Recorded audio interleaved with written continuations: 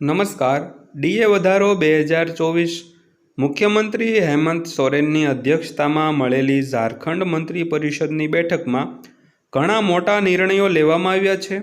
પ્રાપ્ત માહિતી અનુસાર પ્રોજેક્ટ ભવન ખાતે મળેલી બેઠકમાં કુલ 44 દરખાસ્તોને મંજૂરી આપવામાં આવી હતી। બેઠકમાં રાજ્ય કર્મચારીઓના પગારમાં મોંઘવારી ભથ્થું 230થી વધારીને 239% કરવામાં આવ્યું છે। તો ગુરુવારે સીએમ હેમંત સોરેનની અધ્યક્ષતામાં ડીએ વધારો 2024 રાજ્ય કેબિનેટની બેઠક યોજાઈ હતી। આ બેઠકમાં કેબિનેટ સ્તરના ઘણા મંત્રીઓ અને વરિષ્ઠ અધિકારીઓ પણ હાજર રહ્યા હતા।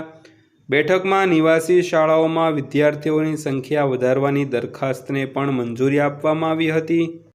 તો બીજી તરફ ડીએ હાઇક 2024 ઝારખંડની હેમંત સોરેન સરકારે 39.44 લાખ લોકોને સારા સમાચાર આપ્યા છે। તો કેબિનેટે 39,44,389 લોકોના વીજળી બિલ માફ કરવાના પ્રસ્તાવને પણ મંજૂરી આપી છે અને સરકારના નિર્ણયથી તિજોરી પર 3584 કરોડ રૂપિયાનો બોજ પડશે। કેબિનેટ સચિવ વંદના દડેલે કેબિનેટ બેઠક બાદ આ માહિતી આપી હતી। તો રાજ્યના લઘુમતી વિદ્યાર્થીઓ માટે રહેણાંક શાળા સંબંધિત પ્રસ્તાવમાં સુધારો કરવામાં આવ્યો હતો।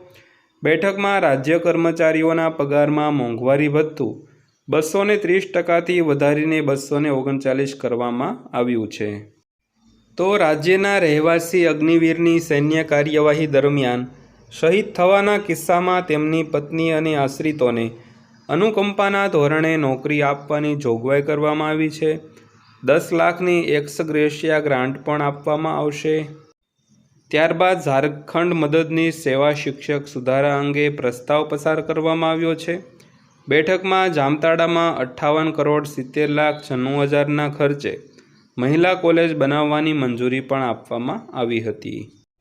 તો નવી રચાયેલી શહેરી સ્થાનિક સંસ્થાઓમાં જરૂરિયાત મુજબ જગ્યાઓ બનાવવાની પરવાનગી પણ આપવામાં આવી છે।